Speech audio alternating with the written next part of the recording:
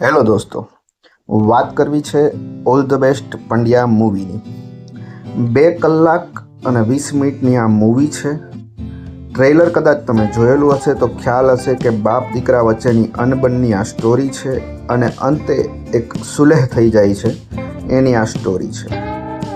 એક જ લાઇનમાં રિવ્યૂ કરું તો મસ્ટ વોચ નહીં, પરંતુ એક વખત ન્યાય આપવા જેવી ખરી. તમે તમારા ફેમિલી સાથે મૂવીને હોળી ધૂળેટીની રજાઓ અને રવિવારે જઈ શકો છો. મૂવી મજા આવશે. એક્ટિંગની વાત કરીએ તો મલ્હાર ઠક્કર, વંદના પાઠક, દર્શન જરીવાલા અને યુક્તિ રાંદેરિયાએ બહુ સારું કામ કર્યું છે. ફિલ્મમાં એક્શન છે, કોમેડી છે, ઇમોશનલ ડ્રામા પણ છે. કોર્ટરૂમ ડ્રામા આ બધાથી થોડોક અગ્રેસર અથવા તો વધારે છે. ફિલ્મ જોઈને મજા આવે છે. ફિલ્મની વાત કરીએ તો સિનેમેટોગ્રાફી બહુ સારી છે, BGM પણ સારું છે. ક્યાંક ક્યાંક સ્ક્રીન પ્લે ઊંચો નીચો થઈ જાય છે, ખાસ કરીને ઇન્ટરવેલ પછી. ઇન્ટરવેલ સુધી ફિલ્મ તમને જકડવાનો પૂરેપૂરો પ્રયાસ કરે છે અને સફળ થાય છે, પરંતુ ઇન્ટરવેલ પછી ક્યાંક આઘું પાછું થઈ જાય છે. મને એવું લાગે છે કે મે બી જો ઇન્ટરવેલ પછીના જે પણ દ્રશ્યો છે એને ક્યાંક અપ લઈ જવા માટે થોડી વધારે મહેનત કરી હોત તો સારું હતું, પરંતુ મૂવી ગુજરાતી છે અને ગુજરાતીની રીતે જ જોઈએ. હિન્દી કે સાઉથ ઇન્ડિયાની મૂવી સાથે કમ્પેરિઝન ન કરીએ તો મૂવી એટ પાર છે. જે ઘણી ગુજરાતીઓ મૂવી હતી એના કરતાં ઘણી સારી બનીને નીકળી છે. તો ઓલ ધ બેસ્ટ પંડ્યા એ મને ગમી.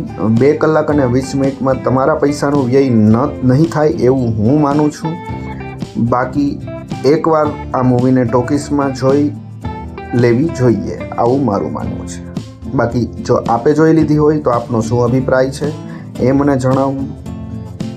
આનાથી અલગ એક વાત કરું તો હાલમાં ખબર નહીં કોર્પોરેટ બુકિંગ હોય, સિનેમા ઘરોની કોઈ મિલીભગત હોય કે શું હોય, ઓનલાઈન બુકિંગ કરવા જાઓ ત્યારે મોસ્ટલી પાછળની રો ભરેલી બતાવે છે.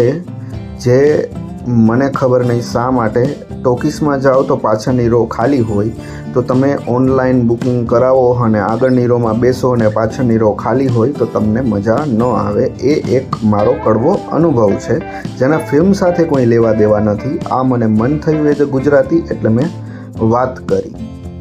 બાકી શું છે એ તમને ખ્યાલ હોય તો મને કોમેન્ટમાં બતાવજો. કદાચ મિલીભગત હોય તો મારું એવું માનવું છે, કોર્પોરેટ બુકિંગવાળાને એક સલાહ છે, કદાચ વિડીયો જોતા હોય તો, કે આગળની રો બુક કરો, પાછળની રોમાં અમારા જેવા જે મૂવી જોવા જાય છે એને બેસવા દો. બાકી બસ મારા માટે આ જ અનુભવ હતો ઓલ ધ બેસ્ટ પંડ્યા મૂવીનો. ગુજરાતી હોવાના નાતે ગુજરાતી મૂવીને સપોર્ટ કરો. બાકી મને મૂવી સારી લાગી, ડિસેન્ટ લાગી, કાંઈક અલગ લાગી અને મજા આવી. તમારો શું રિવ્યૂ છે તમે મને કોમેન્ટમાં અવશ્ય જણાવો. ચાલો, થેન્ક યુ. વંદે માતરમ. જય માતાજી.